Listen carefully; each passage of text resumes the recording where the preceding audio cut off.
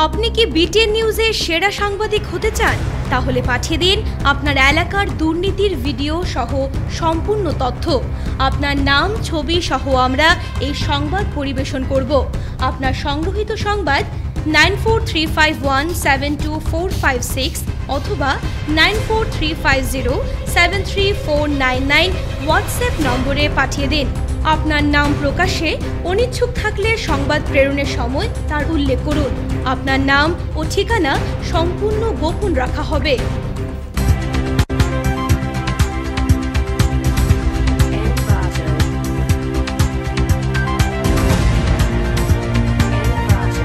নমস্কার, বিটিএন নিউজে স্বাগত রয়েছে। আমি সোমশিখা। প্রথমে দেখে নিচ্ছি আজকের বিশেষ খবর। স্বরাষ্ট্রমন্ত্রী ও মুখ্যমন্ত্রীর উপস্থিতিতে আলফা শান্তি চুক্তি স্বাক্ষরিত। সারা রাজ্যের সঙ্গে কাছাড়েও অসহযোগ আন্দোলনে স্তব্ধ প্রশাসনিক কাজকর্ম। করিমগঞ্জে 5 কোটি টাকা মূল্যের ড্রাগস উদ্ধার। বরখলায় ধান মাড়াই করতে গিয়ে বিপত্তি, অটো সহ মাড়াইয়ের ধান পুড়ে ছাই। Theatre actors life. কোথায় কত সময় কি খেতে হয় ঠিক থাকে না।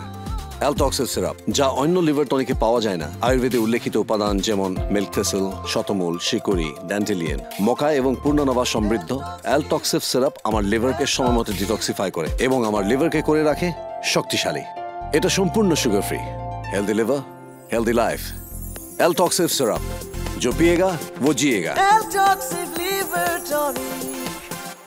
এবারে বিস্তারিত খবর। স্বরাষ্ট্রমন্ত্রী ও মুখ্যমন্ত্রীর উপস্থিতিতে আলফা শান্তি চুক্তি স্বাক্ষরিত। চুক্তিটি আসামের জন্য আর্থিক প্যাকেজ, উন্নয়ন সহ খিলঞ্জিয়াদের সুরক্ষা সুনিশ্চিত করবে। ইতিহাস তৈরি হলো দিল্লিতে। প্রায় 12 বছর ধরে আলোচনার পর আজ কেন্দ্র, রাজ্য এবং আলফার মধ্যে ত্রিপাক্ষিক শান্তি চুক্তি স্বাক্ষরিত হয়েছে। কেন্দ্রীয় স্বরাষ্ট্রমন্ত্রী অমিত শাহ, আসামের মুখ্যমন্ত্রী ডক্টর হিমন্ত বিশ্ব শর্মা, আলফার 8 জন প্রতিনিধি, 14টি জনগোষ্ঠী সংগঠনের প্রতিনিধি এবং অন্যান্য পদাধিকারীদের উপস্থিতিতে এই চুক্তি স্বাক্ষরিত হয়েছে।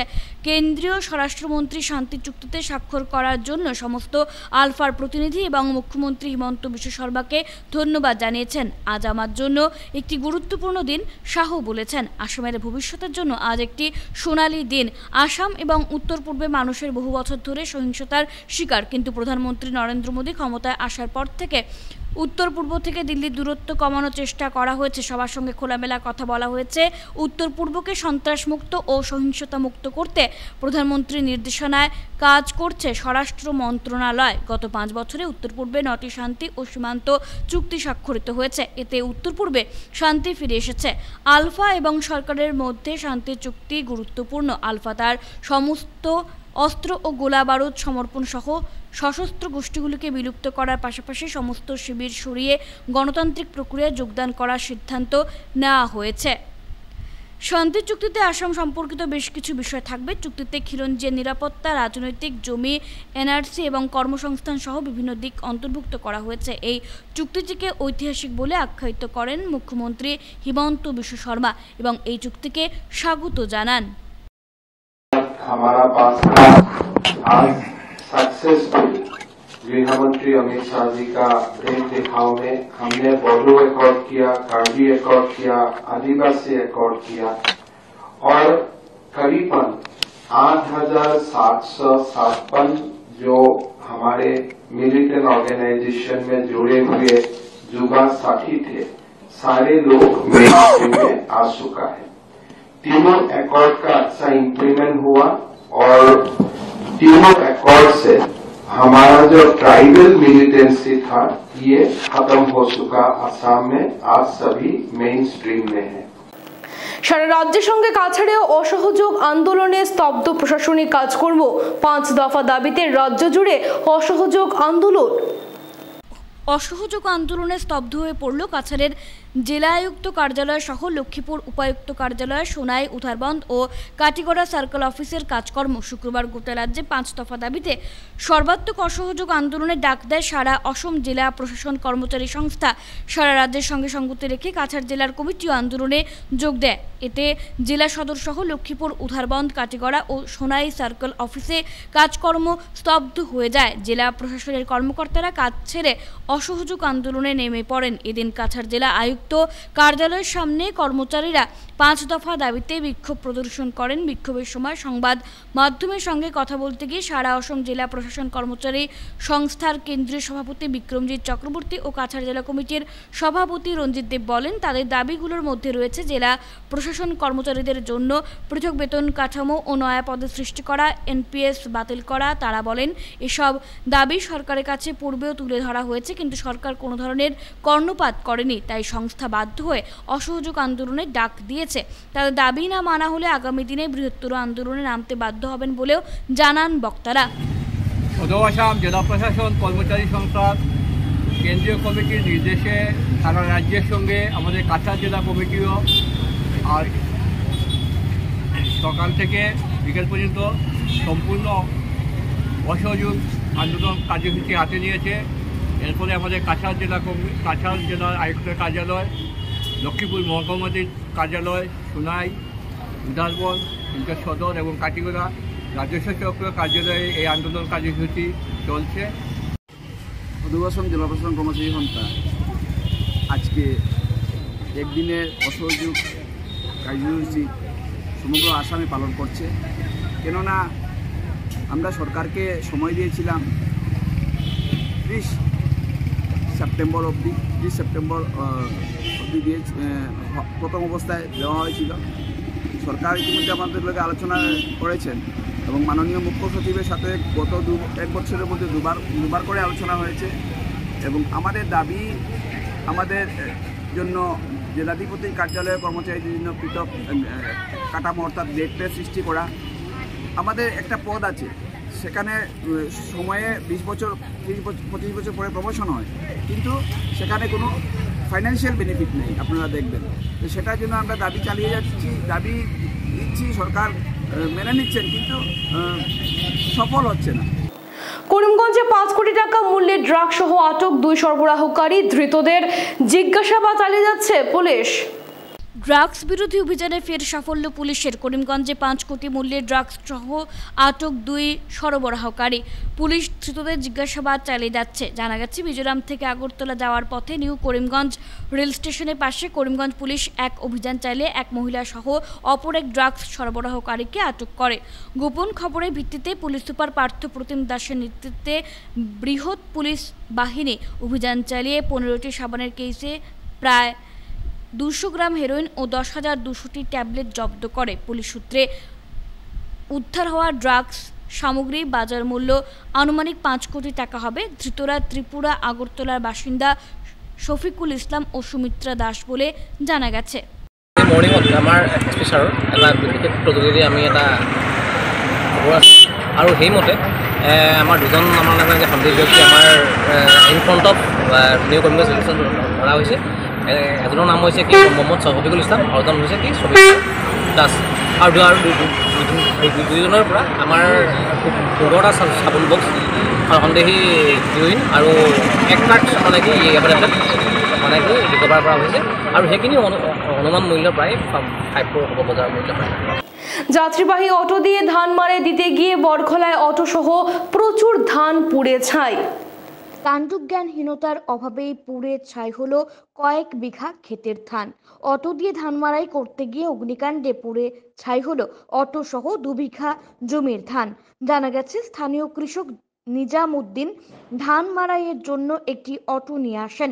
অটো দিয়ে ধান মারাই করার সময় হঠাৎ আগুনের সূত্রপাত ঘটে। মুহূর্তেই অটো সহ ধানের মধ্যে ছড়িয়ে পড়ে আগুন। দেখতে দেখতে ছারখার হয়ে যায় ধান ও অটো। জানা গেছে, অটোর যান্ত্রিক ত্রুটির জন্যই অগ্নিকাণ্ডটি ঘটে। এদিকে অগ্নিকাণ্ডের খবর পেয়ে ছুটে আসে দমকল বাহিনী, তবে তার আগেই ধান সহ অটোটি পুড়ে ছাই হয়ে যায়। উল্লেখ্য, সম্প্রতি কাটিগড়ার সিউটিতে এই ধরনের আরেকটি ঘটনা ঘটে। ফের 90 লক্ষ টাকার নেশার সিরাপ জব্দ করলো অসম চোরাইবাড়ি পুলিশ। পলাতক গাড়ি চালক। 90 লক্ষ টাকার নেশার সিরাপ জব্দ করলো অসম চুরাইবাড়ি পুলিশ। পলাতক গাড়ির চালক কন্টেনার লরি থেকে কফ সিরাপগুলো জব্দ করা হয়েছে। জানা গেছে আজ শুক্রবার দুপুরে গুয়াহাটি থেকে আগরতলাগামী AS11DC 8746 নম্বরের খাদ্য সামগ্রী বোঝাই কন্টেনার গাড়িটি চুরাইবাড়ি ওয়াচ পোস্টের নাকা পয়েন্টে পৌঁছালে কর্মরত পুলিশ কর্মীরা গাড়িটি তল্লাশি চালাতেই চালক পালিয়ে যায়। পরে তল্লাশি করে গাড়ি থেকে জব্দ করা হয় 120 কার্টুনে মোট 18,100 বোতল কফ সিরাপ, যার কালোবাজারি মূল্য 90 লক্ষ টাকা। রেশন ডিলারদের আন্দোলনকে সমর্থন জানিয়ে মঙ্গলপুর বোয়ালি হাওয়া সমবায় সমিতিতে সভা অনুষ্ঠিত। 1 জানুয়ারি থেকে ন্যায্য মূল্যের সামগ্রী বিতরণ বন্ধ রেখে দেশজুড়ে রেশন বন্ধ আন্দোলনে নামছেন সারা দেশের কয়েক লক্ষ সরকারি অনুমোদনপ্রাপ্ত ন্যায্য মূল্যের দোকানি অর্থাৎ রেশন ডিলার। এরই সঙ্গে সঙ্গতি রেখে 1 জানুয়ারি থেকে ন্যায্য মূল্যের সামগ্রী বিতরণ বন্ধ রেখে আন্দোলনে যোগ দিচ্ছেন কাছাড় জেলার রেশন ডিলাররাও। শুক্রবার মঙ্গলপুর বোয়ালি হাওর সমবায় সমিতি কার্যালয়ে অনুষ্ঠিত কাছাড় জেলা রেশন ডিলার সমিতি মঙ্গলপুর বোয়ালি হাওর রেশন ডিলার সমিতি যৌথ সভা শেষে সংবাদ মাধ্যমের সঙ্গে কথা বলতে গিয়ে তাদের এই সিদ্ধান্তের কথা জানান জেলা কমিটির সম্পাদক অজয় মোদক, সহসভাপতি আলতাফ হোসেন মজুমদার। তারা বলেন, রেশন ডিলারদের ন্যূনতম 50,000 টাকা মাসোহারা সহ বিভিন্ন দাবিতে দেশজুড়ে আন্দোলনে নেমেছেন রেশন ডিলাররা।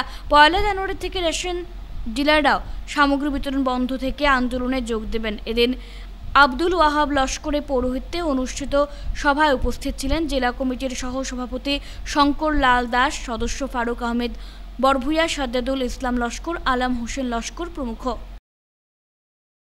আমরা যখন যে কমিশন এটা হওয়ার না, এটা বেতনের দাবি যেটা অল ওভার ইন্ডিয়া লেভেলে ওইটা তার লোক আমরা একমত হয়ে সেটা আমরা সেন্ট্রাল কমিটি এই সিদ্ধান্তই আমরা করি এবং আমরা 1 তারিখ থেকে বন্ধ সেটাও আমরা মানি আসি যে 1 তারিখ থেকে বন্ধ। আমরা মাল লিফটিং করছি সেটাও রাখছি, আমরা সরকারের লোক একমত। কারণ পিডিএস আইটেমটা এটা লোক সরকারের জিনিস, মানুষ যাতে বঞ্চিত না হয়। কিন্তু এইটাই আমরা কইতেছি যেটা আমরা দাবি দাবা আছে সেটা যদি পাই নাই, আশা করি একটা আইসে নিকুইশন মনে হয়ে যাবে। বড়াইল পাহাড়ের সংরক্ষিত বনাঞ্চল থেকে প্রচুর চুরাই কাঠ সহ 15টি সাইকেল জব্দ করল বন বিভাগ। বড়াইলের সংরক্ষিত বনাঞ্চল থেকে দীর্ঘদিন ধরে বহু মূল্যবান গাছপালা কেটে কাঠ পাচার চলছে। একাংশ বনকর্মীর সহযোগে চলছে কাঠ পাচার। বহু মূল্যবান গাছপালা কেটে কাঠ সংগ্রহ করে বনাঞ্চল থেকে এগুলো সমতলে নিয়ে আসা হয়, পরে পাচার করা হয় বিভিন্ন স্থানে। গোপন সূত্রের ভিত্তিতে এই খবর পেয়ে কালাইন রেঞ্জের বনকর্মীরা বড়াইলের সংরক্ষিত বনাঞ্চলে অভিযান চালান।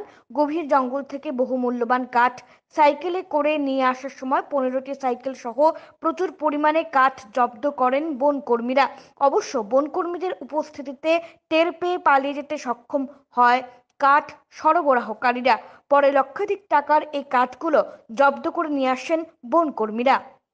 গতকালকে রাত্রে আমার ইনচার্জ বাদশাহ আলী এবং আমরা ডিগরখালর স্টাফ টহলদারি দেওয়ার সময় রিজার্ভ থেকে 6-7 জন সাইকেল লইয়া লাকড়ি লইয়া যাওয়ার সময় আমরা বাগানের ভিতরে ধরছি। এরকম আগেও আমরা 15-16টা সাইকেল ধরিয়া আমরা রেঞ্জে নিছি। আর এইভাবে মোটামুটি আমরা ডিউটি চলিয়া যার আর থাকবা আমরা দরপাকড় করিয়া থাক। মোটামুটি কালকে 8-10 ফুট হইব, 5-7 হইব। এর আগে আরো 15-20 ফুট হইব। সাইকেল 15-16টা ধরা গেছে। বরখলা বিক্রমপুর চা বাগানের রহস্যজনকভাবে কিশোর মাঝি নামের এক ব্যক্তির পচা গলা লাশ উদ্ধার, চাঞ্চল্য। বিক্রমপুর চা বাগানের রহস্যজনক এক ব্যক্তির পচা গলা লাশ উদ্ধার করা হয়েছে। জানা গেছে মৃত ব্যক্তির নাম বছর 50-এর কিশোর মাঝি, বাড়ি বিক্রমপুর কালীনগরে। এদিকে শুক্রবার সকালে স্থানীয় বাগান শ্রমিকেরা 9 নম্বর সেকশনে পরিত্যক্ত অবস্থায় পচা গলা একটি লাশ দেখতে পান। এরপর বিষয়টি বাগান ম্যানেজারকে অবগত করলে বাগান ম্যানেজার সঙ্গে সঙ্গে বরখলা পুলিশকে অবগত করেন।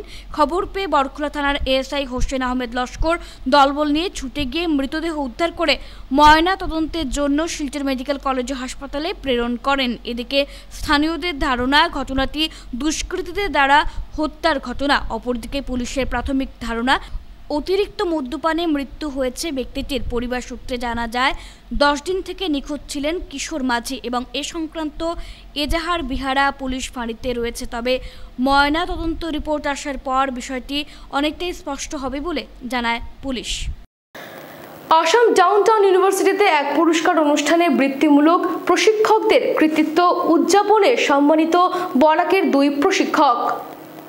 26শে ডিসেম্বর আসাম ডাউনটাউন ইউনিভার্সিটিতে অনুষ্ঠিত একটি পুরস্কার অনুষ্ঠানে বৃত্তিমূলক প্রশিক্ষকদের কৃতিত্ব উদযাপন করেছে ডাউনটাউন চ্যারিটি ট্রাস্টের অধীনে কর্মরত ভোকেশনাল প্রশিক্ষকদের 581 জনের মধ্যে 10 জন বৃত্তিমূলক প্রশিক্ষক তাদের অনুকরণীয় অবদানের জন্য স্বীকৃত হয়েছেন। উল্লেখযোগ্যভাবে বরাক উপত্যকা থেকে 2 জন প্রশিক্ষক ছিলেন এই প্রশিক্ষণে।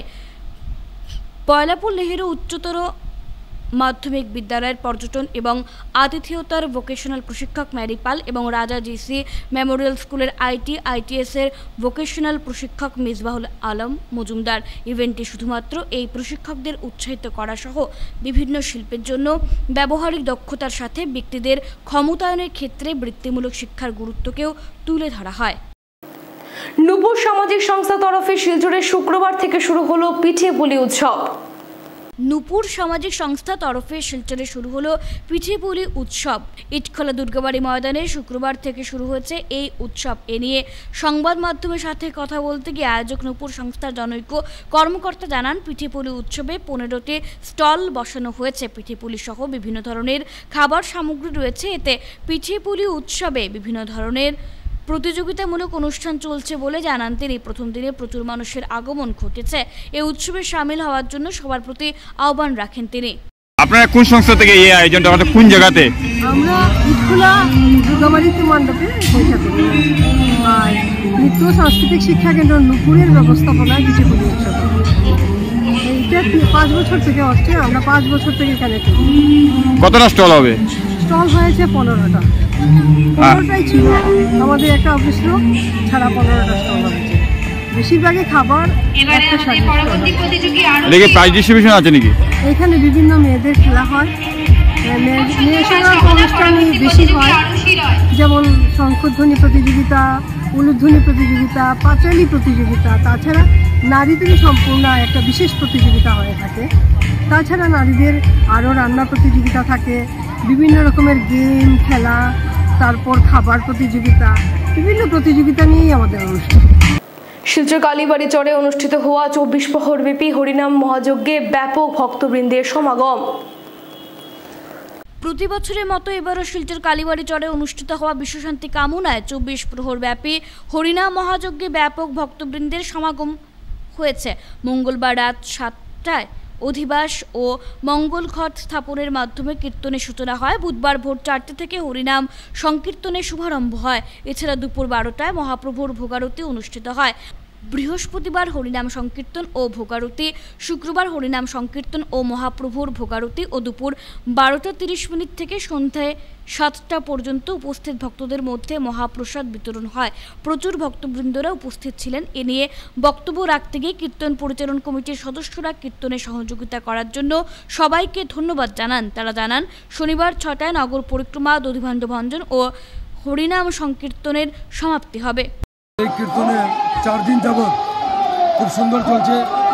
এই কীর্তনে আমাদের সাহায্যের হাত বাড়িয়ে দিয়েছেন যারা, সবাইকে এই কমিটির পক্ষ থেকে আমি কৃতজ্ঞতা প্রকাশ করছি। সেই সঙ্গে আমাদের কীর্তন কমিটির ছেলেরা দিন রাত পরিশ্রম করে সবার ঘরে ঘরে গিয়ে চাঁদা কালেকশন করেছে। ওনাদেরকে আমি কীর্তন কমিটির পক্ষ থেকে অসংখ্য ধন্যবাদ জ্ঞাপন করছি। আর আগামী বছর কীর্তন 2024 ডিসেম্বর মাসে অনুষ্ঠিত হবে। সবার কাছে আমি প্রার্থনা রাখছি যে আগামী বছরও আপনারা সাহায্যের হাত বাড়িয়ে দেবেন। করিমগঞ্জে আয়োজিত সাংস্কৃতিক মহাসংগ্রাম অনুষ্ঠানে ব্যাপক সাড়া। আনন্দঘন পরিবেশ, দেদার উল্লাস সবার মধ্যে। স্বাভাবিক তো বটেই, খেল মাহরণের পর এবার সাংস্কৃতিক মহাসংগ্রাম। এ এক যেন বৃহৎ পদক্ষেপ অসম সরকারের। সুপ্ত প্রতিভা খুঁজে বের করার উদ্দেশ্যে অসমের মুখ্যমন্ত্রীর বলিষ্ঠ পদক্ষেপ। তাই তো ভিন্ন বিভাগ রেখে আয়োজন সাংস্কৃতিক মহাসংগ্রাম কার্যক্রম। কি রয়েছে না কার্যক্রমে? রবীন্দ্রসঙ্গীত, জ্যোতিসঙ্গীত, রাভা সঙ্গীত, বিহু নৃত্য ও লোকনৃত্য যে বিভাগে শিল্পীরা দক্ষ তা নিয়ে মঞ্চ কাঁপাবার বিরাট সুযোগ। 3 দিনের কার্যক্রমের শুভ সূচনা হয় শুক্রবার। মনীষীদের শ্রদ্ধাঞ্জলি, প্রদীপ প্রজ্বলন, উদ্বোধনী সভা ইত্যাদি আজকের কার্যসূচি ছিল। কার্যক্রম সফল করে তুলতে অক্লান্ত প্রচেষ্টা, তার জন্য মহাসংগ্রাম কমিটির চেয়ারম্যান সুব্রত ভট্টাচার্য সহ অন্যান্যরা প্রশংসার জোয়ারে ভাসেন। সমাজ তথা দেশকে এগিয়ে নিয়ে যাওয়া সম্ভব হয় সেই সাংস্কৃতিক ক্ষেত্রে ঐতিহাসিক উদ্যোগ এবং সরকারের সাংস্কৃতিক পরিক্রমা বিভাগের ব্যবস্থাপনায় আয়োজিত এই সাংস্কৃতিক মহাসংগ্রাম নামের প্রতিযোগিতাকে প্রারম্ভ করে অত্যন্ত সুচারুরূপে সমগ্র আসামে পরিচালনা করে অঙ্গ হিসাবে আমাদের এই করিমগঞ্জ জেলা উত্তর করিমগঞ্জ বিধানসভা সমষ্টির এই দ্বিতীয় পর্যায়ে সাংস্কৃতিক মহাসংগ্রামের উত্তর করিমগঞ্জ বিধানসভা সমষ্টিভিত্তিক প্রতিযোগিতার এই উদ্বোধনী অনুষ্ঠানে মঞ্চে এবং মঞ্চের সম্মুখে উপস্থিত সকল স্তরে। শেষ করার আগে বিশেষ খবর আরও একবার। স্বরাষ্ট্রমন্ত্রী ও মুখ্যমন্ত্রীর উপস্থিতিতে আলফা শান্তি চুক্তি স্বাক্ষরিত। সারা রাজ্যের সঙ্গে কাছাড়েও অসহযোগ আন্দোলনে স্তব্ধ প্রশাসনিক কাজকর্ম। করিমগঞ্জে 5 কোটি টাকা মূল্যের ড্রাগস উদ্ধার। বরখলায় ধান মাড়াই করতে গিয়ে বিপত্তি, অটো সহ মাড়াইয়ের ধান পুড়ে ছাই। এখনকার মতো বিটিএন নিউজ এ পর্যন্তই। ধন্যবাদ।